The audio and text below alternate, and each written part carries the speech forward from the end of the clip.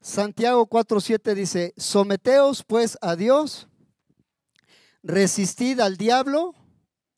¿Y qué dice? Y él huirá de vosotros. Así se llama el tema de hoy: el diablo huirá.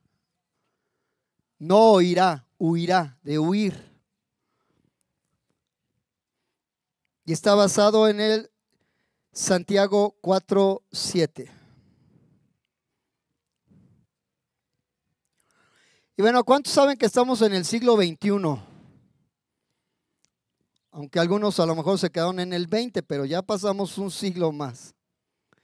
Y sabes algo, increíblemente en pleno siglo XXI, la mayoría de las personas, escucha esto, creen más en la existencia del diablo que en Dios. Increíblemente, estadísticamente hablando. Porque las personas creen que al creer también en diablo están creyendo en Dios erróneamente. O está la vertiente de que creo más en el diablo, menos en Dios, o creo solamente en el diablo y no creo en Dios. O obviamente los que creen más en Dios, pero sin quitar el dedo de renglón que existe el diablo. O no existe ninguno de los dos. Pero sabes, así como está la contraparte del cielo y el infierno, el bien y el mal, la noche y el día, existe Dios y existe el diablo. Y sabes, este ser empezó a meter su poder, a influenciar el mundo exactamente en el momento en que Adán y Eva decidieron no obedecer a Dios, no hacerle caso a Dios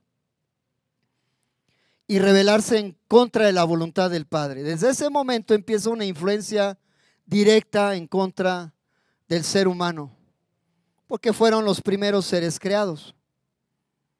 Entonces, a partir de ese momento que estamos hablando hace muchos miles de años atrás, el enemigo ha estado tratando de ganar terreno cada día más influencia en el ser humano, más poder, más personas, pues no sé si la palabra es correcta, devotos de él, no sé si sea lo correcto.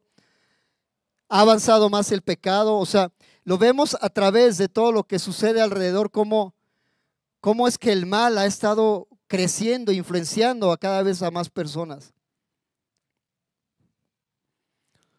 Y bueno, Satanás también es llamado el príncipe de la potestad del aire. Eso según está en Efesios 2:2, dice: en los cuales anduvisteis en otro tiempo, siguiendo la corriente de este mundo, conforme al príncipe de la potestad del aire, el espíritu que ahora opera en los hijos de desobediencia. Escucha, según esta palabra, no es para todos los que están siendo influenciados, sino aquellos que están en contra de la palabra de Dios, o aquellos que no están a favor de lo que hace Dios, o aquellos que no están a favor de su palabra.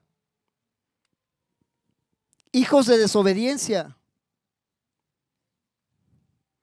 Y también la Biblia dice que es el príncipe de este mundo. Juan 12:31. Ahora es el juicio de este mundo, y ahora el príncipe de este mundo será echado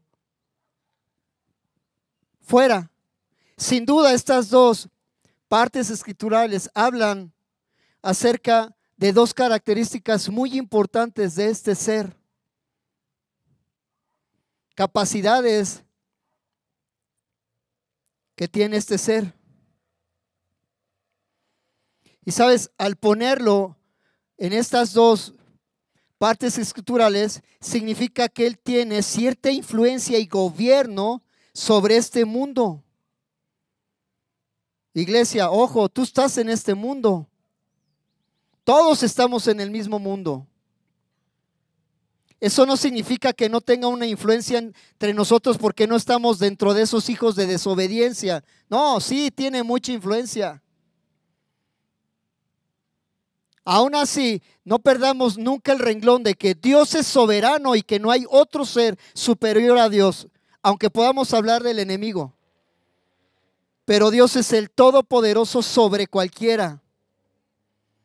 Pero aún así el Todopoderoso ha permitido en un gobierno delegado de parte de Dios que este enemigo puede influenciar. ¿Cómo puedes saber que alguien es bueno si no le muestras lo malo? O que alguien es recto. Y Efesios 6:12 dice algo muy importante, porque no tenemos lucha contra sangre y carne, sino contra principados, contra potestades, contra los gobernadores de las tinieblas de este siglo, contra huestes espirituales de maldad en las regiones celestes. Iglesia, está escrito, hay un ejército bien estructurado, escucha, bien estructurado, que está tratando de que la gente no conozca a Dios. Pablo utilizó estos términos para decirle, mira, ¿sabes qué? Hay una serie de seres espirituales de maldad, bien organizados, porque hubiera sido muy fácil mencionar y decir, bueno, hay un grupo de personas o un grupo, perdón, de seres malignos, pero dio una estructura. ¿Sabes? Hay una corriente y enseñanza que le llaman cartografía espiritual, hablando acerca de que hay cierto tipo de demonios asignados a los lugares. Por ejemplo, no se vaya a ofender si alguien es de la Morelos, pero por ahí de la Morelos pues hay una potestad muy grande que es la muerte. Y es muy significativo que ese tipo de potestad esté ahí, porque la mayoría de las personas pues son seguidoras de la muerte. Bueno, ese y en otros lugares, ¿no? Y puedo mencionar otros más, lugares específicos donde hay cierta potestad que tiene influencia maligna ahí, en esa zona. Entonces los debemos de considerar como que tienen diferentes niveles, rangos, y todos estos tienen una sola característica: hacer caer a los hijos de Dios. Por eso no estamos nosotros exentos de que el enemigo venga en contra de nuestras vidas. De hecho, lo hace.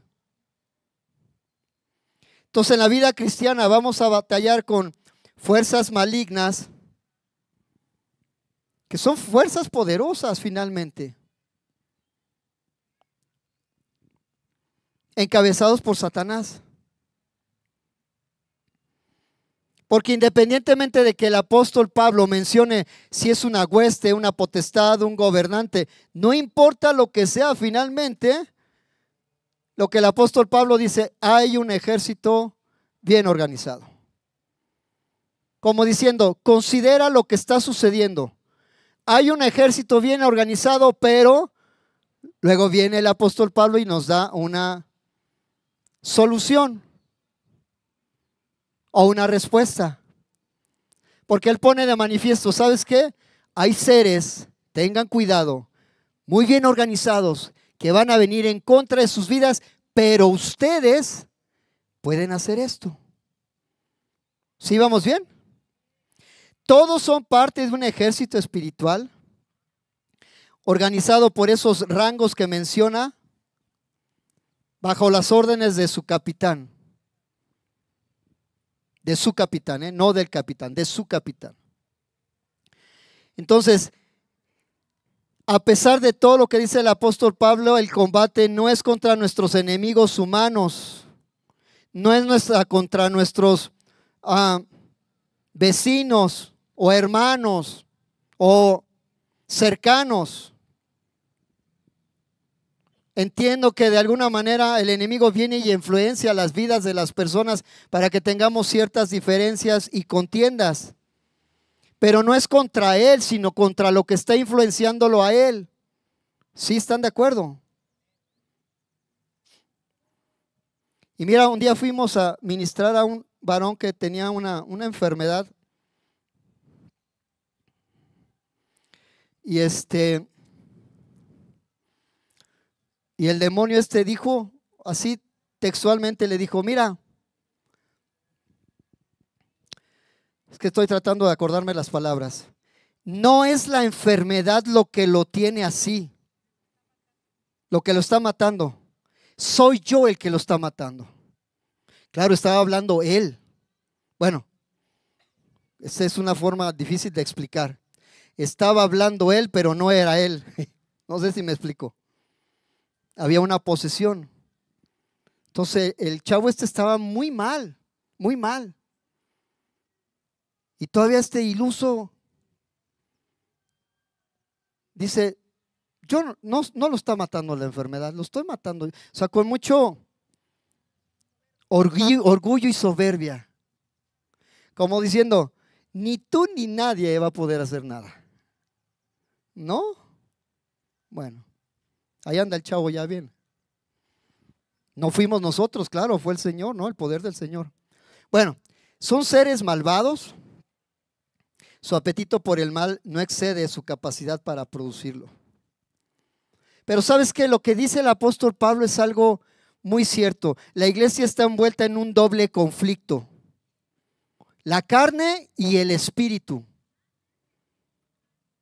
Porque vivimos en un cuerpo, pero tenemos sentimientos y emociones, pero también espiritualmente tenemos un enemigo.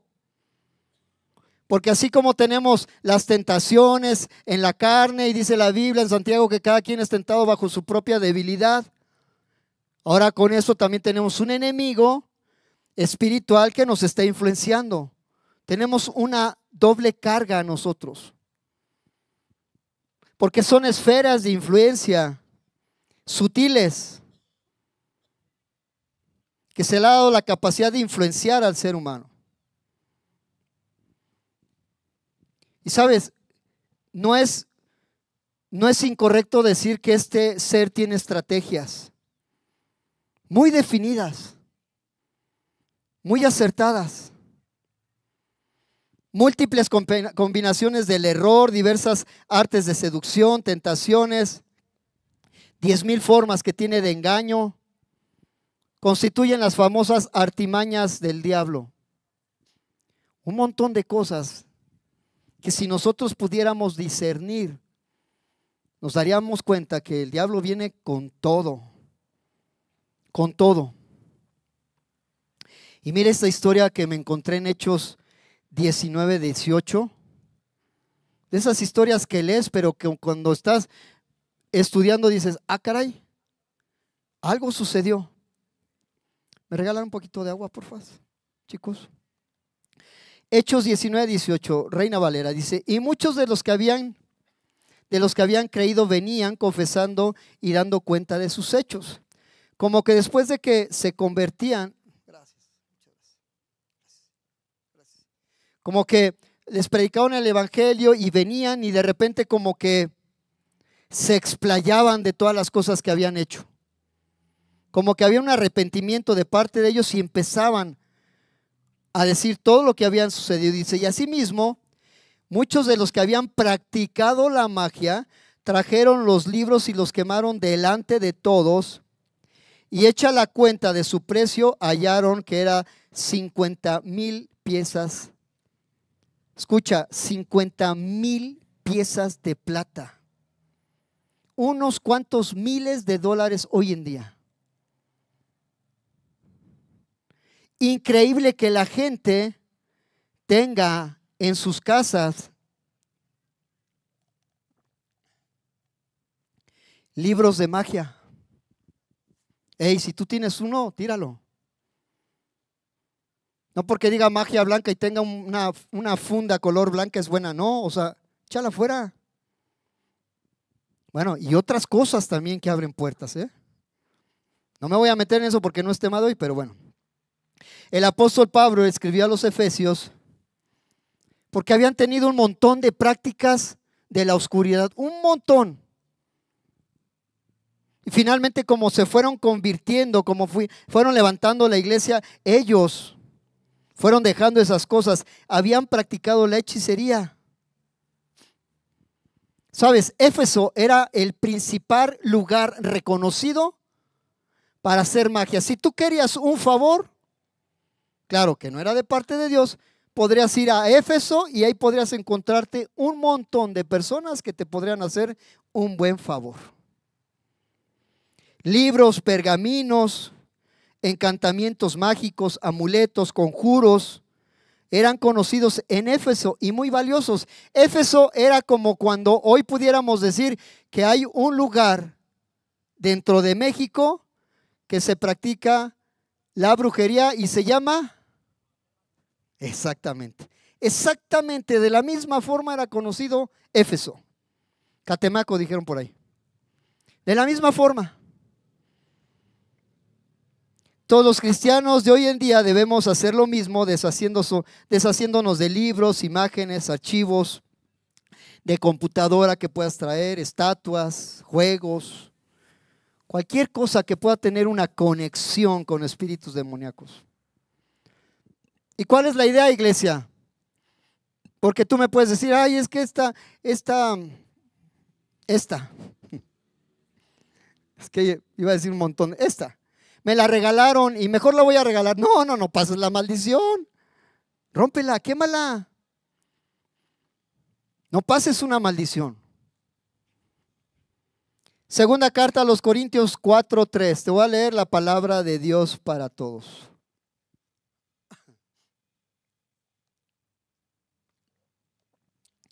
¿Vamos bien, iglesia? Ok. Dice, si las buenas noticias que anunciamos están ocultas, lo están solo para aquellos que van por el camino de la destrucción. El Dios de este mundo ha nublado la mente de esa gente que no tiene fe en Cristo. No los deja ver la luz que traen las buenas noticias acerca de la gloria de Cristo, quien es la imagen de Dios. ¿Sabes? Tiene una influencia principal en aquellos que pareciera ser que logran un acercamiento con Dios, pero Él mismo les nubla su entendimiento para que no crean. Mundo se refiere a la sociedad humana que se opone a la voluntad de Dios. ¿Sabes? Este ser gobierna un mundo de incrédulos que siguen la agenda del Dios de este siglo. ¿Sabes? La astucia principal es promover filosofías falsas en el mundo. Filosofías principalmente que están en contra de la palabra de Dios, haciendo dudar de la eficiencia, la efectividad, la excelencia de la palabra. Esas influencias, ¿sabes qué? Llegan a encarcelar a las personas. Y finalmente la gente necesita ser liberada, porque Cristo vino a traer libertad. ¿Cuántos pueden decir amén? Entonces, debemos considerar que estos seres tienen características muy importantes. Tienen intelecto, tienen sabiduría, estrategias, emociones, voluntad, persistencia, obstinados y una bola más de cosas. No evitemos que consideremos que son seres espirituales perversos, con capacidad de manifestarse, capacidad de hacerse real. Es un hecho, no es un mito. Yo leí un libro que se llama Satanás es un mito, un libro excelente. Habla acerca de la influencia que tiene el enemigo sobre toda la sociedad. Y es ahí donde decimos nosotros que la principal arma que tiene Satanás en contra del ser humano es hacerle pensar que él no existe. Esa es la principal arma. Porque si tú piensas que no existe, entonces crees que él no tiene la autoridad de influenciar sobre tu vida. Simplemente no existe, no pasa nada. Efesios 6:10.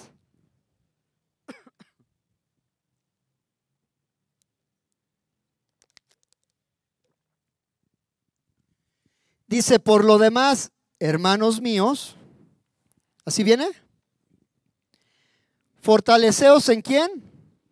En el Señor ¿Y en quién? Y en el poder de su fuerza.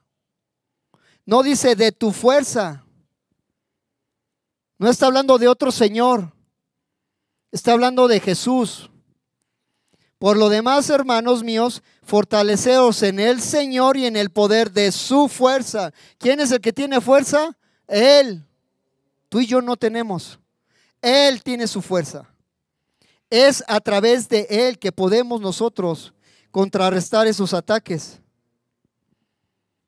El apóstol Pablo está definiendo una posición estratégica de Jesús que todos los cristianos deberíamos de entender, porque debemos entender que es fortalecernos en el poder de su fuerza. Nunca será en nuestra fuerza, jamás podremos hacerlos así.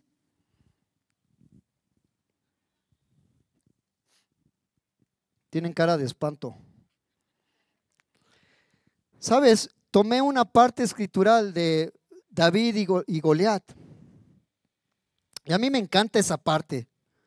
Cuando entiendes que el propósito de David, al estar pastoreando las ovejas, al estar usando su onda, cómo Dios lo estaba preparando para poder derrotar al gigante, no era un tiempo perdido, lo estaba preparando como un mejor pastor, como el rey. Pero me encanta esa escena cuando todo el mundo está espantado, incluyendo el rey Saúl, y de repente llega pues David, enviado por su padre. ¿Y qué está pasando? ¿Qué está sucediendo aquí? Y alguien le dice, pues es que tiene tantos días amenazándonos y nadie puede ir a combatirlo. Y dice la Biblia que Saúl era un hombre grande. No era tan gigante como Goliat, pero era un hombre grande, era un rey. Y si tenías la categoría de rey es porque eras un guerrero. Bueno, yo quiero pensar que así era, ¿no? Igual no estaba yo ahí, pero. Y le dice David a Goliat, tú vienes a mí con espada y jabalina y lanza. Y se lo gritó allá al gigante, ¿no? Imagínate la escena gritándole al gigante y el chiquillo ahí, no sé cuántos metros estaba ahí. Dice, mas yo vengo a ti en el nombre de Jehová de los ejércitos, el Dios de los escuadrones de Israel, a quien tú has provocado. Le estaba dando la sentencia de muerte a Goliat. Y sabes, esta parte escritural va muy de la mano cuando dice, por lo demás, hermanos, fortaleceos en el Señor y en el poder de su fuerza. Cuando David le dice, tú has ofendido no a Saúl, no a mí, has ofendido al Señor. Y por ende vengo en el nombre de ese Señor. Y hoy mismo dice, me entregará tu cabeza en mis manos. ¿No te emociona eso? Como de repente, ¡fum!, con una sola piedra. Y aparte cargó la espada gigante y le cortó la cabeza a Goliat. David indudablemente iba acompañado con el poder del Dios Todopoderoso. Efesios 6:10 dice, 6:11, perdón, vestidos de toda la armadura de Dios para que podáis estar firmes. ¿Contra quién? Contra las acechanzas del diablo. Y bueno, hay todo un estudio acerca de la armadura de Dios. Pero la Biblia nos muestra dos cosas importantes para contrarrestar los ataques. Uno, depender de su fuerza y utilizar cada pieza de la armadura. Dos piezas importantes o dos enseñanzas importantes o dos componentes esenciales. Primero, fortaleceros en el Señor y en el poder de su fuerza. Y segundo, vestidos de toda armadura de Dios. Ambas tienen que ser esenciales sin descuidar ninguna de ellas. Por algo las mencionó el apóstol Pablo. Por algo lo dijo. No solamente es un pasaje donde tienes que pasar y leerlo y decir, sí, ya me aprendí a lo mejor de memoria Efesios 6:10, no sé.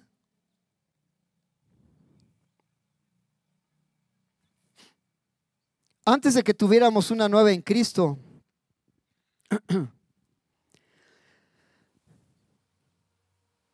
no éramos personas enfermas que necesitáramos un doctor. Éramos personas muertas que necesitábamos de un Salvador. Y eso vino a ser Jesús. Antes de tener una nueva en Cristo, una nueva vida, nosotros dice la Biblia que estábamos muertos en nuestros propios pecados. No podríamos tener la capacidad de darnos vida a nosotros mismos, pero Dios nos dio vida juntamente con Cristo, porque estábamos muertos, porque estábamos alejados. Y ahora con Jesús toda la historia cambia. Cristo no solamente pagó por el acta de de los decretos que estaban en contra nuestra, sino también los quitó de en medio y los clavó en la cruz. Y dice, ahora me pertenecen, ahora son libres. Él se aseguró en lo posible para que el acta de esos decretos que había en contra de nosotros no pudiera acusarnos nunca más. No existe eso. Colosenses 2:15, Nueva Traducción Viviente, dice, de esa manera desarmó a los gobernantes y a las autoridades espirituales. Y esta versión te la quise leer, dice, porque dice, los avergonzó públicamente con su victoria sobre ellos en la cruz.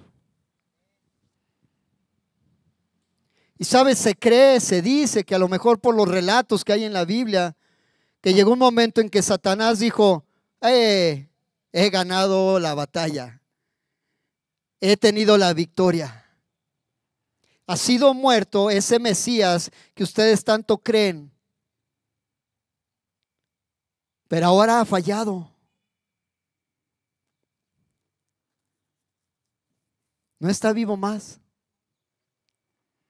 Pero dice la Biblia que los avergonzó públicamente con su victoria sobre ellos en la cruz. Esa victoria del infierno fue convertida en derrota, la cual despojó a todo enemigo espiritual que pelea en contra de todos los que están en Cristo. La exhibición pública de los espíritus demoníacos derrotados hace que esa derrota sea lo más humillante. Cristo los humilló en esa cruz. Sabes, desde la perspectiva humana, a lo mejor muchos pueden decir que la muerte del Señor pareciera ser una victoria de parte del enemigo, pero desde la perspectiva divina y de acuerdo a lo que dice la palabra, resultó ser la derrota definitiva del enemigo, la pérdida de todo el poder que tenía y fue quitado todo su dominio. Escucha, iglesia, la muerte de Cristo no solamente otorgó perdón, sino también manifestó poder. No solamente canceló la deuda, sino fue un triunfo glorioso de parte de Jesús en ese sacrificio. Y sabes, es un hecho que necesitamos de un poder sobrenatural para poder vencer los ataques sobrenaturales. Claro que sí.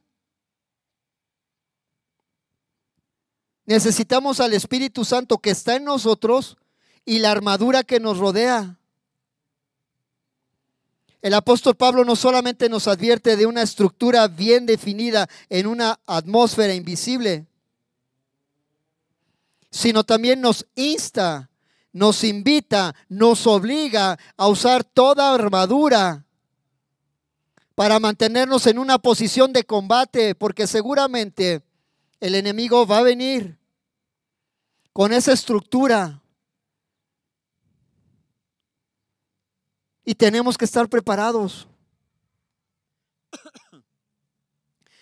Toda esa armadura no constituye tan solo una protección pasiva contra el enemigo. Debe ser usado como una ofensiva contra esas fuerzas sobrenaturales. Pero no pasemos por alto la recomendación del apóstol Pablo, Efesios 6:18, nueva traducción viviente.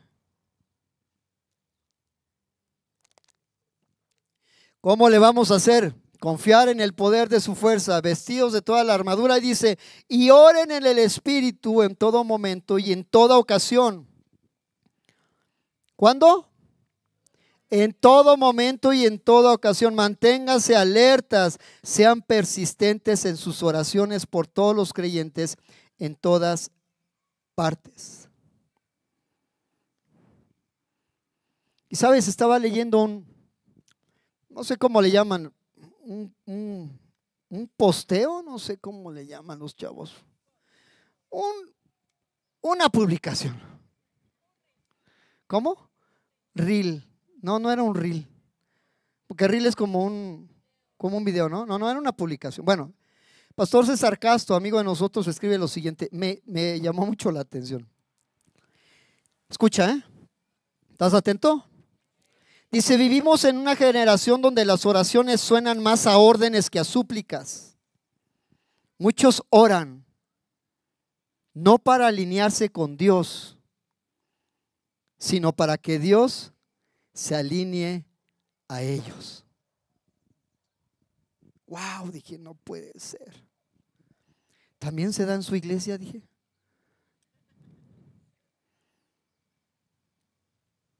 Dime sí o no es cierto. Claro, te estoy diciendo que no debería ser eso, ¿no? Pero es una realidad.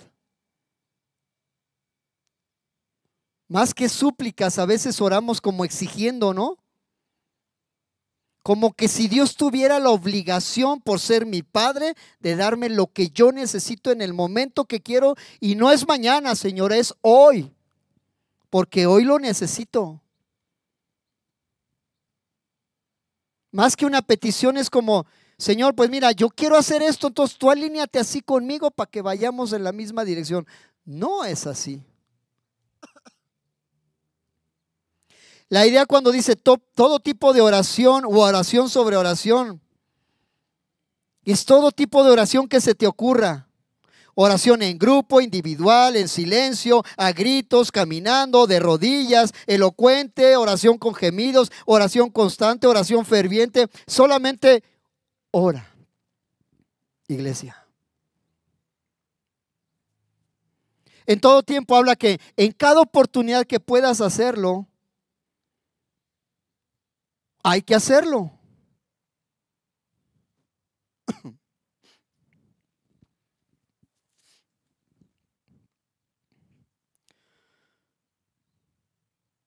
Te voy a poner un ejemplo. ¿Cuántos tienen este aparatito? Bueno, es más fácil decir quién no tiene un celular, ¿no? Para regalarle uno, pero sí. Ya tengo dos candidatos.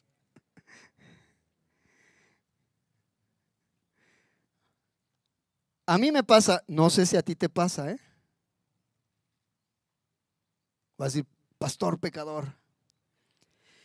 Pero te entra te entra un mensaje, bueno, no, más bien, estás haciendo algo y dices, ay, tengo que mandar un mensaje a X persona, que tú quieras. Ay, voy a mandar mensaje al pastor Gabo, ¿no? Un ejemplo. Entonces te metes al WhatsApp y no mandas el mensaje. Empiezas a ver todas tus notificaciones, ¿sí o no? Sí, ya sé que nada más me pasa a mí, ya lo sé. Ya sé. Pero es una realidad. Te quita tanto el tiempo esto que increíblemente puedes pasar media hora como si fueran 2 minutos. ¿Sí va? Gracias, ya somos más del equipo. Es una realidad. Pero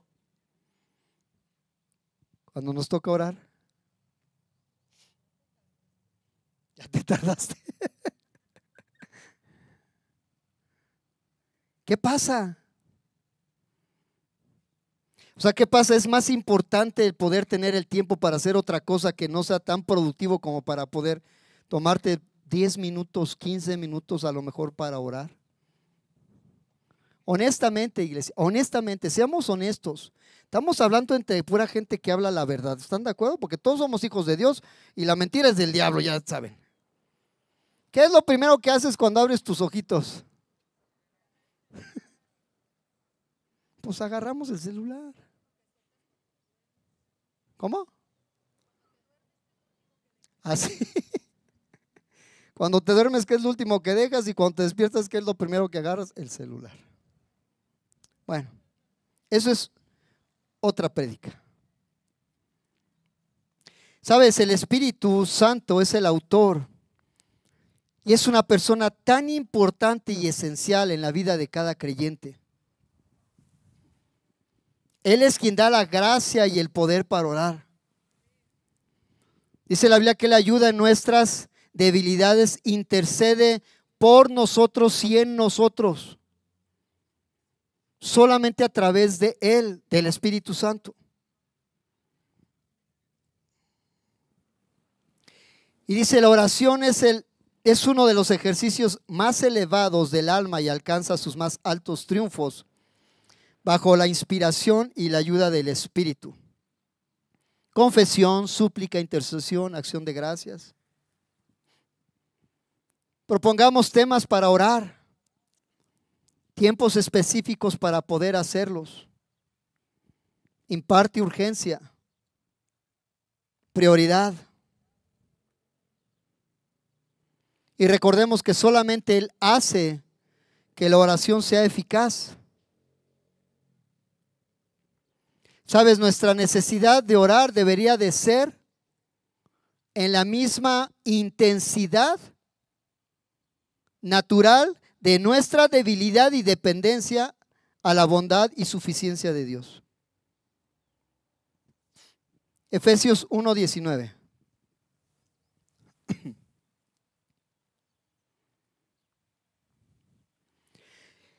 Dice, también pido en oración que entiendan la increíble grandeza del poder de Dios para nosotros, los que creemos en Él. Es el mismo gran poder que levantó a Cristo de los muertos y lo sentó en lugar de honor a la derecha de Dios en los lugares celestiales. Y sabes, el mensaje es que el mismo poder que levantó a Jesús de los muertos ahora opera en nosotros, a través de nosotros. ¿Qué significa? Que todo el poder que tiene el Señor está disponible para nosotros. Un teólogo escribió, si la muerte de Cristo es la demostración suprema del amor de Dios, la resurrección de Cristo es la suprema demostración de su poder. Efesios 1:21.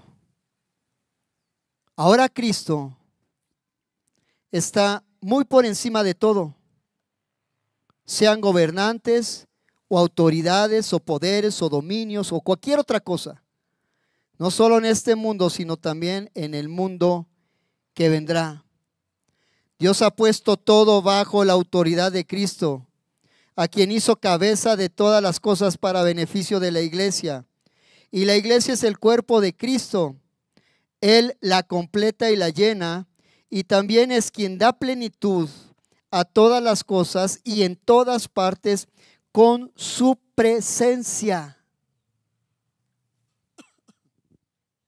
Y sabes, es un hecho que cuando habla de estos seres angelicales, leales y desleales, dice que Jesús está por arriba de todo rango.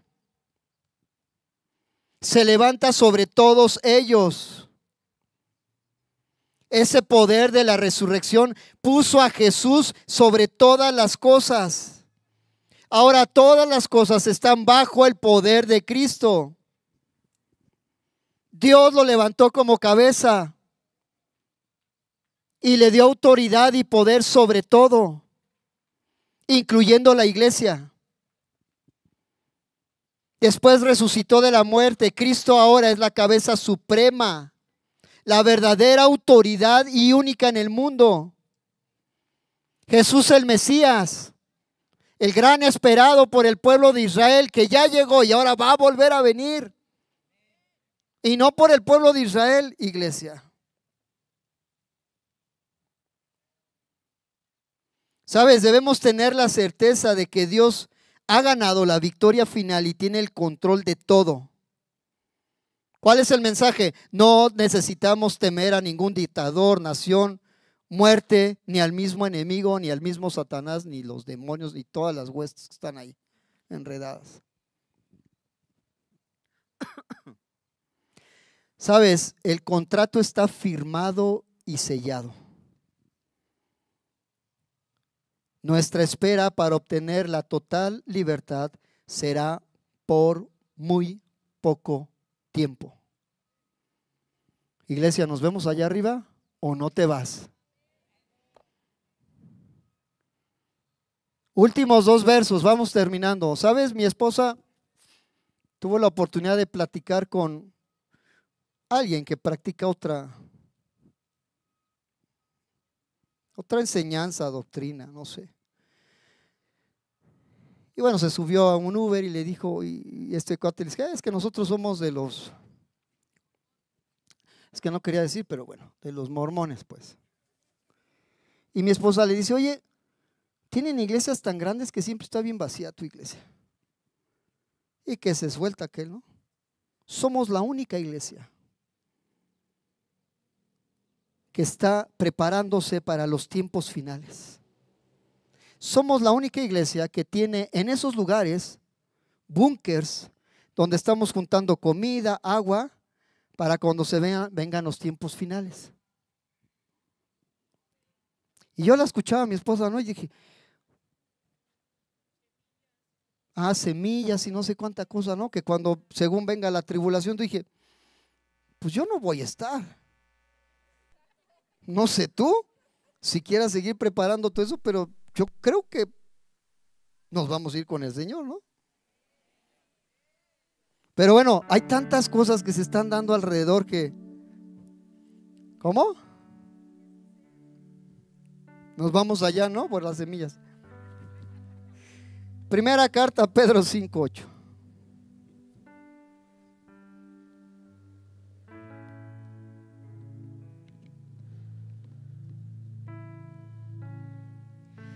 Dice, sed sobrios y velad, porque vuestro adversario el diablo como león rugiente anda alrededor buscando a quien devorar. ¿Sí dice así? ¿Y a quién se imaginan que va a devorar el león? Primero, a los que están solos, que no están en manada. 2, a los bebés espirituales podría ser. 3, enfermos. Aquellos que no pueden caminar con la otra manada. Y 4, aquellos que huelen a carne.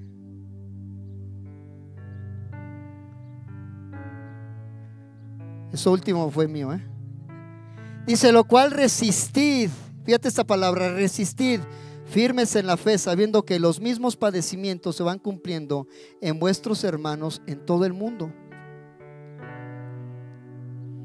Santiago 4:6 dice, pero Él da mayor gracia, por esto dice, Dios resiste a los soberbios y da gracia a los humildes. Y termina diciendo, someteos pues a Dios, resistid, otra vez, resistid al diablo y él oirá. Sabes, en ninguna parte he visto, y si está ahí me dices, en ninguna parte he visto que Jesús dijo, voy a ir a tal lugar porque me voy a enfrentar al enemigo, porque me va a hacer oposición o liberar a alguien. ¿Sí me explicó? O sea, no fue algo planeado por Jesús en ir a hacerlo, porque principalmente era predicar el reino. Esa era su tarea principal, pero el opositor vino en contra de él. Es decir, no tienes que ir a buscarlo, él va a venir.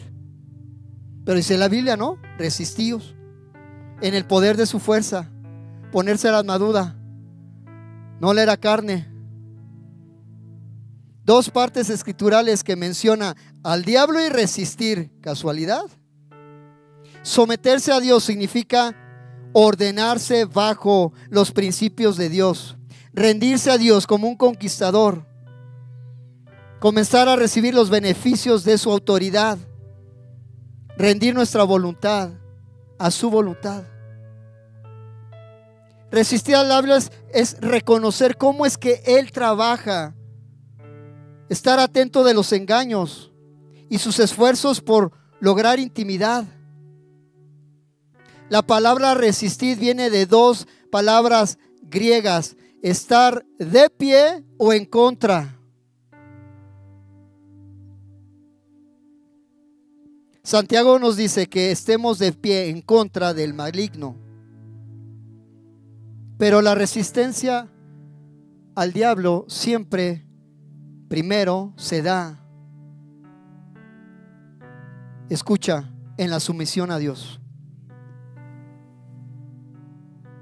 Mientras nosotros logremos resistir al diablo, se nos promete que huirá de vosotros.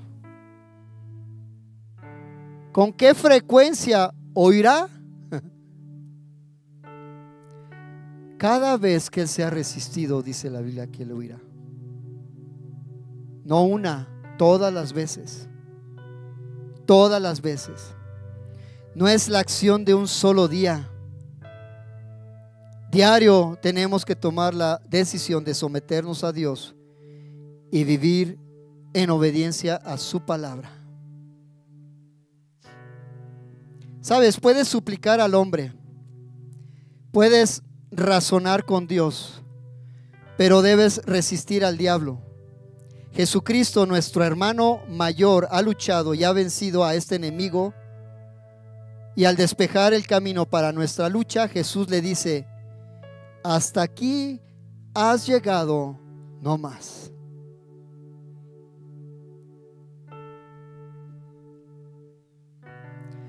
Sabes, indudablemente el enemigo huirá porque no puede resistir el poder de Dios.